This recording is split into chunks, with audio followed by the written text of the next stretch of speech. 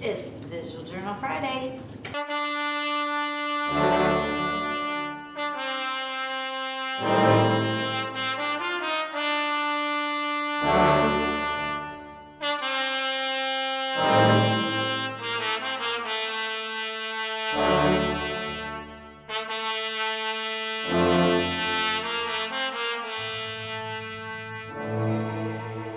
If you'd like to know more about visual journaling, what it is, how it's different than keeping a regular sketchbook, how I use it with my students, how I think it could be helpful for you as an artist to grow, then check out my more in-depth description in episode 1 of the Visual Journal Friday series. Also, you can check out my blog post where I go into a lot of detail about it. I will have that link in the description below. Hi, how's it going? Welcome to episode 7 of the Visual Journal Friday. Sorry I missed last week, but we were on spring break, and so we're coming back this week with I would call this the meditation version of the visual journal. Last time was the yoga version, and this one is all about meditation, or is influenced by my obsession with meditation at the time. So on the front you have something I found on the floor of my art room. It's like a buckle strap with snaps, peace, love, and happiness, some branching with gold paint, a piece of a watch, a piece of a compass that used to work but looks like it doesn't anymore. This is it's a figure, and the face has been blotted out with a ball, and then there's sort of balls around it, and that was actually Yoko Ono from a magazine, but I'm using her as sort of the inner self that I was trying to reach through the meditation process. So yeah, book number 7 doesn't have the start date. It's probably in the back here because I tried to do that at one point. Nope. No start date. We'll figure it out. One from college, one from 2005, and this is from school 2006-2007 when I worked at a different high school. This is a image transfer on some packaging tape that was a naked little girl climbing some rocks at a stream that sort of reminded me of my daughter. And here we have, what do you call those things? Chinese fortune cookies? Words, can't think of words. This is the oath that I do, and I always have my students do at the beginning of every visual journal year. I solemnly promise that from this day forward, I shall never again be caught without a journal during my waking hours, and also that I shall use it faithfully every day. And I signed my name to that. I tell my students, it's not necessarily an oath that you're gonna hate yourself if you break, but at least it's a goal to set for yourself and try your hardest. I am wholeness in the Om symbol, and a woman sort of in a meditative situation, maybe. Drew a yoga pose that I cannot do, and we got Shiva there. Om Namah Shivaya. I bow to Shiva, which is a representation of ourselves.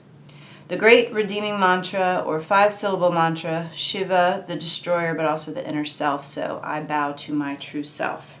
In Hinduism, Lord Shiva is the destroyer and regenerator. Shiva's consort is Parvati, also known as Kali or Durga.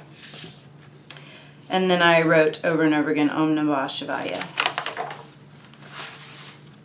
Veil of Reason. This is a poem by Rumi, and then I just did some collage elements around it. It says, "This veil of reason, you must rip it down. It's just a curtain you're passing round." Sorry, I should have read this ahead of time so I don't sound like an idiot. I purposefully didn't look through this book so that I could experience it with you. It says, again, let me try that again. Veil of reason. This veil of reason, you must rip it down. It's just a curtain you are peeking round. I have studied every science, you say. It's knowledge of yourself you haven't found. By Rumi.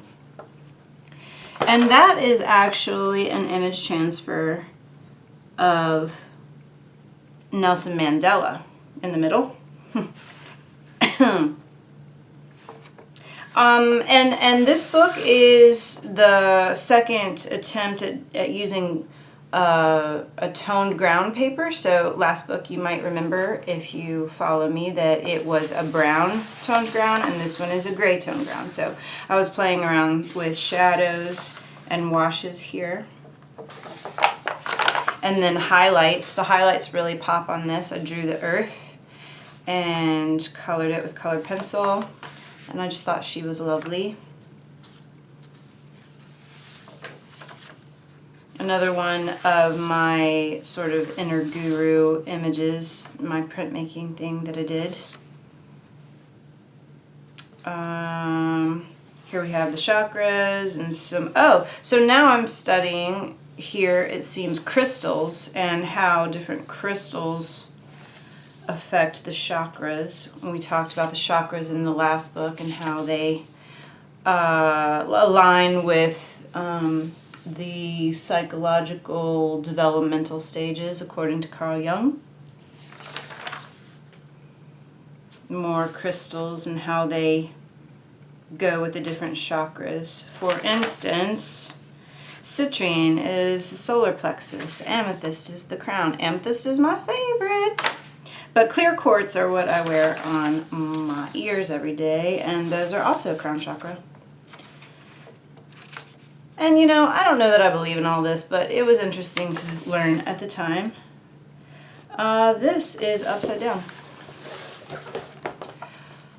Oh, I was following a Ayurvedic cook online. Her name was Adina Rose, and she had a recipe for kachari, which is an Ayurvedic stew of sorts, and so this is the recipe for that. Some notes about Ayurveda, notes about using a neti pot to wash out your sinuses.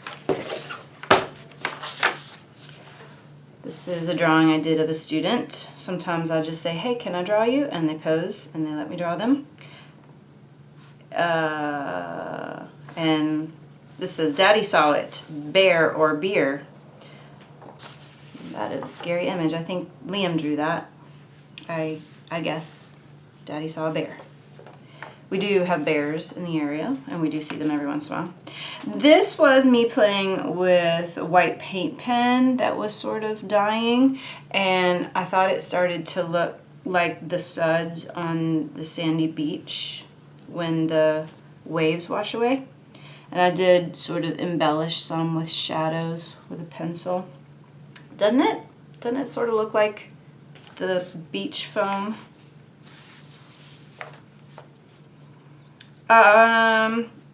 This says watering flowers, and there's like a city down below and then this field of flowers, and this is an incomplete drawing that probably doesn't make much sense, but it had something to do with a meditation I did at the time about how you need to keep yourself in the field of flowers and try, I don't even remember. It had something to do with mindset.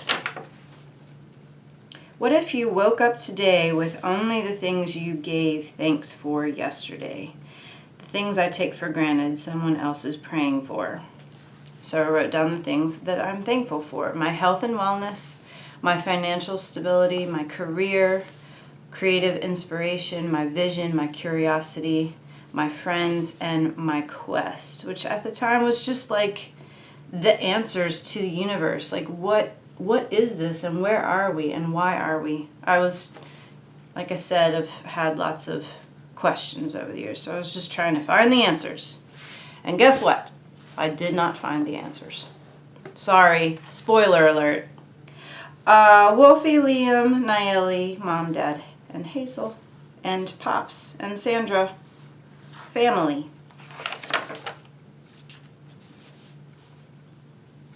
Cirque du Soleil performer, some squares. Squares equal stability to me, and also this is sort of a thing that I envision when I'm breathing. When I'm trying to study my breathing for meditation, this is my inhale, this is my hold, this is my exhale, this is my hold. And sometimes I'll like change the number of squares, so this would be the counts: 4 counts to inhale, 2 counts to hold, 4 counts to exhale, 2 counts to hold, and I will change that, but this is sort of a visualization of that. I'm a very visual thinker, and that's what I picture. Panic to Freedom was like some meditation program that I looked into that I ended up not being very interested in, so I'm not gonna read that. The 4 Agreements was also another thing I looked into that I ended up not being interested in, so I don't remember.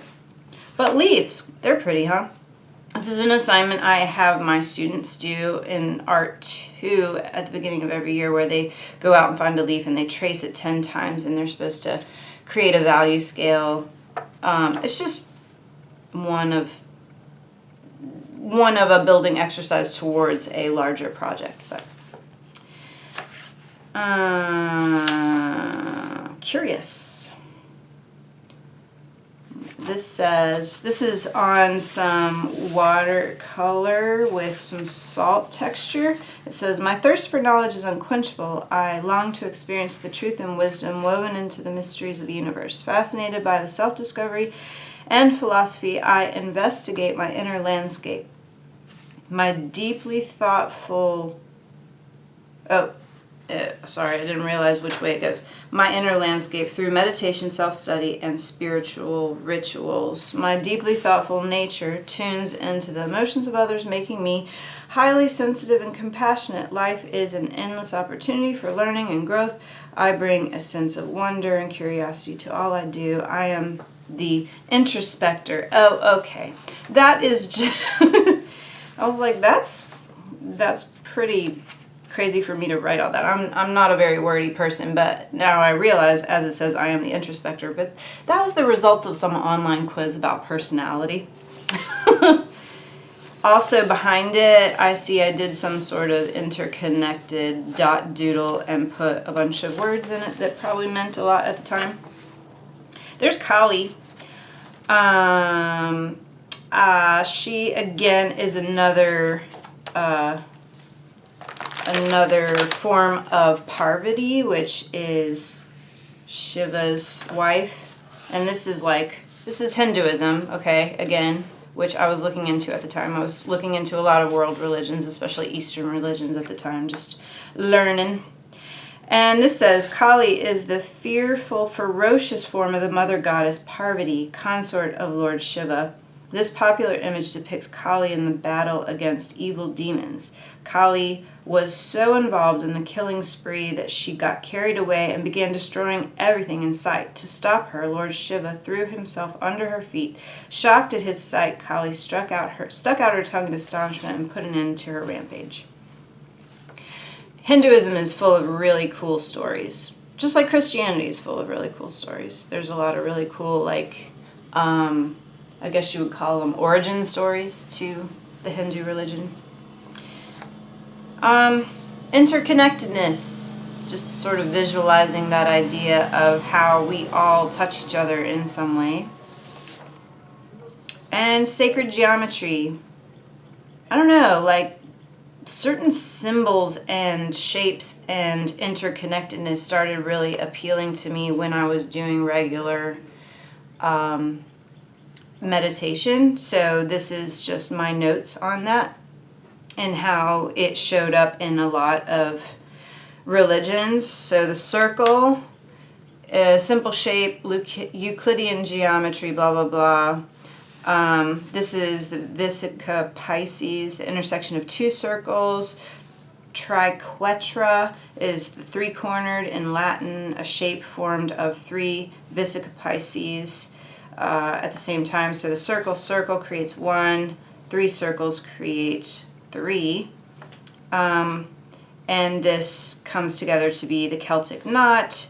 Book of Kells, German paganism, Odin, Christians use as a sign of the Blessed Trinity, and it mentions yantra, mandala. Just sort of looking into how there are common symbols throughout the world, throughout geography, culture, time, religion. There are some things that we all relate to. Why? Why do we all relate to these things, even if we come from different places and believe different things? That's what I was trying to figure out. What is the commonality? And I didn't find the answers.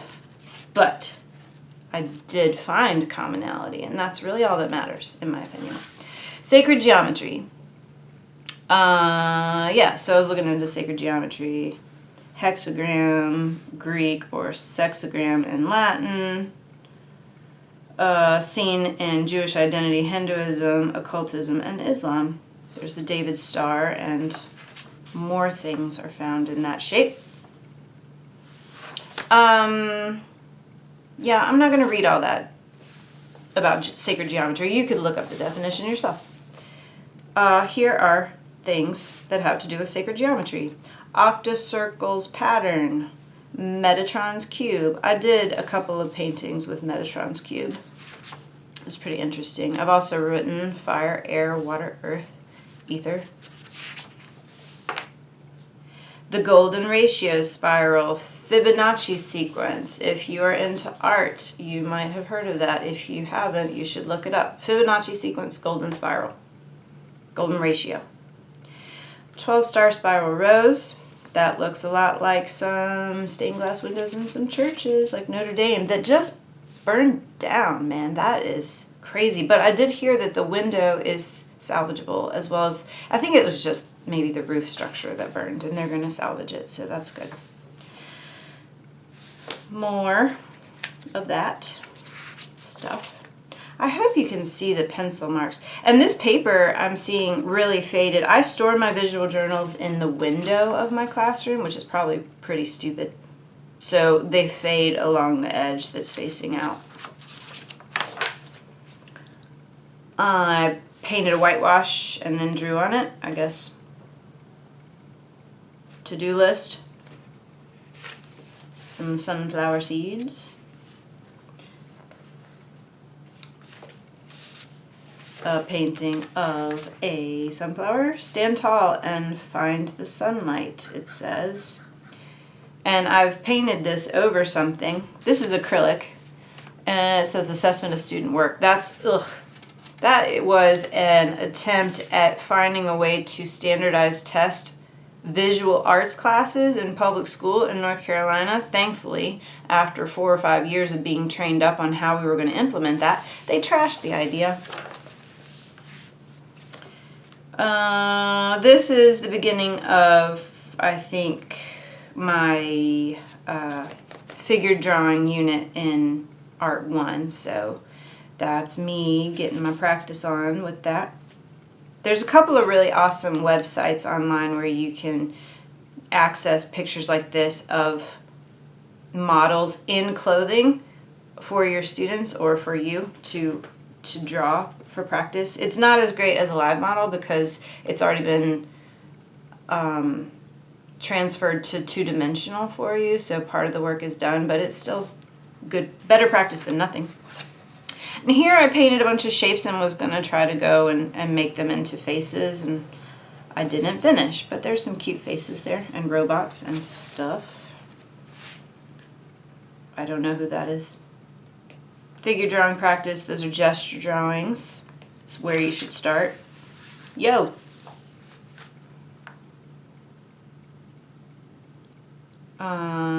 Questions. Shut up, Millie. Spoken or thought. Elevator. Super title. Though Act 2, Act 1, Thoroughly Modern Millie. Senior play time every year. So that's some notes on senior play and what I needed to do for the set. Lobby of Hotel Priscilla, front desk, curtain leading to Mir's office, rack with keys, flip, question mark, electrical switch, no tapping in the lobby sign, elevator like bird cage functioning, question mark. That's scene 2, and so on and so on. notes about what I needed to do for the senior play set. More figure drawing notes. Talking about proportion. So this guy is 10 heads tall. Average human is 7.5 heads tall. And then as you go up in number, the body seems larger in comparison to the head, which is what proportion is. It's a comparison of one thing to another. So we're comparing the head to the body. So in superhero proportions, as you would see in comic books and such, they're almost 10 heads tall, which is crazy. Also, one of my favorite artists, Alberto Giacometti, really stretched his figures out like that. But they weren't muscular. They were just sort of skeletal string beans.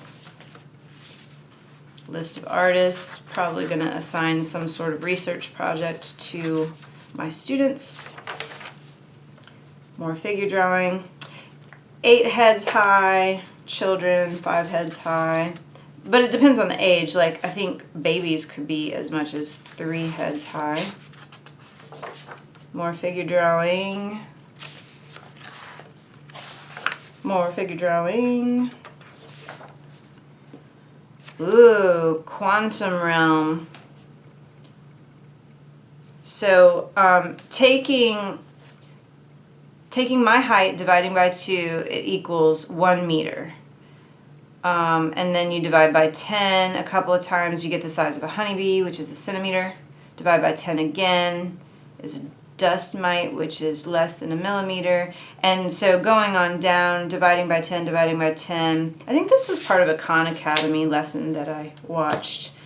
So you keep dividing by 10 and you learn that you get down to the size of a DNA, which is a little bit more than a nanometer. Divide by 10 some more, and you get to a water molecule. Hydrogen atom is an angstrom, which is 10 to the power of negative 10. Dividing by 10 some more, you get to the size of a picometer. Dividing by 10 some more, you get to the size of a proton or electron, which is the size of a femtometer, which is 10 to the power of 15, negative 15. And so then there was this visualization that I thought was really cool. If you want to think about how small things get, scientists have discovered. If a hydrogen atom is the size of a domed football stadium, then a proton would be the size of a marble in that domed football stadium. An electron would be the size of a teleporting honeybee that jumps around in the football stadium. So within the hydrogen atom, which has 1 proton, 1 electron, those are the 2 things. And they're so small in comparison to the atom itself. It's crazy. And electrons do sort of teleport. I don't know if you know that, but you should look into it. It's pretty interesting. Cosmology and astronomy. So this goes back the other way. My height times 10 would be a tractor trailer, times 10 again, a skyscraper, then to the Golden Gate Bridge, times 10 again is the size of San Francisco, times 10 again is the Bay Area, times 10 again, Western United States, times 10 again is the diameter of the Earth itself, times 10 again is the diameter of Jupiter, and then the diameter times 10 times 100, diameter of the Sun, to distance from Earth to the Sun, and so on. It gets a little overwhelming, but then you get into these really ridiculous amounts of increase. So times 200,000, you get to the distance of the nearest star from the Sun, which is 4.2 light years away. So the Sun, the next nearest star besides the Sun, well, from the Sun to the next nearest star is 4.2 light years away. And then times 25,000 more would be the diameter of the Milky Way itself, which is 100,000 light years across and 1,000 light years thick. Just interesting, huh? What did you... I feel like, I don't know why this goes with my journey into meditation and self-discovery, but it's helpful for me to realize how small I am, and also that there are things much smaller than me. So in both directions, right? Like, I'm pretty insignificant. And sometimes that's pretty stress relieving to realize how insignificant you are in the universe. This says 13.7 billion years ago, we can only observe light that has traveled from its source since its Big Bang occurred. So that, hence the term diameter of the observable universe. So we can only observe the universe as far as light has had time to travel to our eye. So that's a crazy concept to think about too. And the observable universe is, I don't even know what that number is, 100 billion light years from our eye, or across. I think it's across. Maybe? I don't know. Crazy. And then I've got some notes about light and the four forces: gravity, electromagnetic force, strong force, weak interaction. I'm not going to get into all that. A note to myself about how grateful I am. More figure drawing. More figure drawing. More figure drawing. It's funny, I recognize these kids and they've all graduated. More figure drawing. That's another printmaking thing I did. There was this app online. Well, it was on my iPad called Sketchy, without the E, SKTCHY. It's a great place to go. People upload their selfies and then you can draw them, and then you can upload your drawings and then they can see the drawings, and like you can get a social following that way. Unfortunately, I have an Android phone, and last I checked, the app was not available for Android, but it's a great app for practicing drawing. And these are also from that Sketchy app. And that, and that, and that. All from the Sketchy app. And that, and that. Although, it's funny, this one and that one are people I know that I talked into putting their selfies on the Sketchy app. And there's some more. I don't know those people, but I did that from the Sketchy app. I got really into it, see? Also, this person is the one that, where did she go? Told me about the Sketchy app. She's a pretty awesome lady. I like her a lot. More from the Sketchy app. I made this, they have challenges sometimes, and one of the challenges was to like make people into robots. So this is, I made someone into a robot. Also from the Sketchy app. Also from the Sketchy app, I think, maybe, I don't know. Also from the Sketchy app. And she was one of my students too.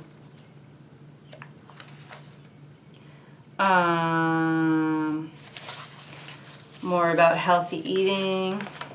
Very modern Millie. Kids' books about creating art, just a list of books. Be still. Slow down your mind, get to know yourself, then all will fall into place. Just be still. But then is now.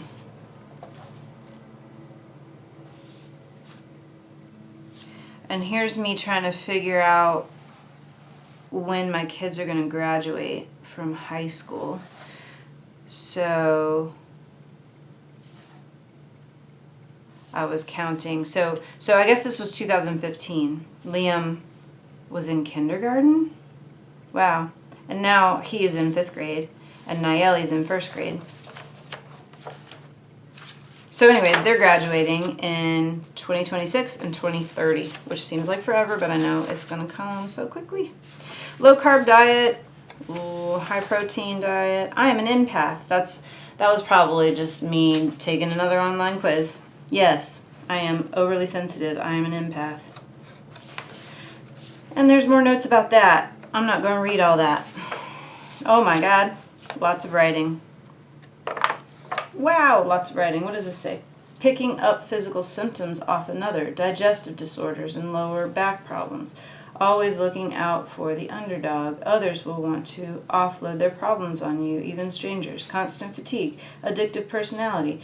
Drawn to healing holistic therapies and all things metaphysical. Love of nature and animals. Need for solitude. Gets bored and distracted easily if not stimulated. Finds it impossible to do things they don't enjoy. Strives for the truth. Always looking for the answers and knowledge. Likes an adventure, freedom and travel.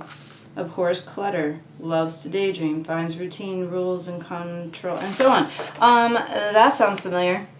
I guess that's still going on. What is an empath? Jeez. And here's an article I printed out regarding the 4 essential points of letting go. It's when we lose the illusion of control, when we're most vulnerable and exposed, that we can discover and create the creative potential of our lives. And she mentioned some things that I guess I'll read what I highlighted. Reality as we thought we knew it is disrupted. The game of contriving an ideal self is suddenly irrelevant. When things fall apart, we can only be as we are. Life becomes starkly simple. Simple presence remains. The Tibetan Book of the Dead, what's left, ? What remains of me? Allows us to walk the earth with a clarity that accommodates whatever arises, and so on. You get the idea. This was me thinking about a tattoo. I did not end up getting that tattoo, but I did end up meeting a wonderful, wonderful man who gave me this tattoo soon after this. And he had a tattoo of Kali on his belly. And he was a pretty awesome dude, and I still follow him on Instagram. His name on Instagram is Albert Integrity. And Albert Martinez is his real name. And I believe he's in Colorado now. He's awesome. You should look him up if you're in the area and you want a tattoo. My summer to-do list. And my friends. And me. That's Lucy, Liam. Lucy's not my daughter, but she calls me Aunt Courtney, so I'll say she's my niece. And these are some of my coworker friends that I love a lot. And just some random notes. And we made it to the end, y'all. I love a note from my husband and his business card. There we are. And some stickers. That was number 7. I hope you liked it. Let me know what you think. Whew. All right. Have a great day. Let me know what you think in the comments. Like and subscribe. Click the bell icon in order to get more notifications.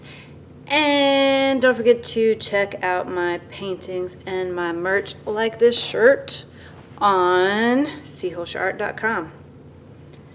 Bye. Let me know what you think in the comments. Like and subscribe. Click the bell icon in order to get more notifications. And don't forget to check out my paintings and my merch like this shirt on Hoelscher.com. Bye. And don't forget to follow me on Instagram. Did you know I have an Instagram? I do. I update it daily. Lots of new posts on what I'm working on. New ideas and my most current projects. You can keep track of what I'm up to on there. So go and follow me. Check it out.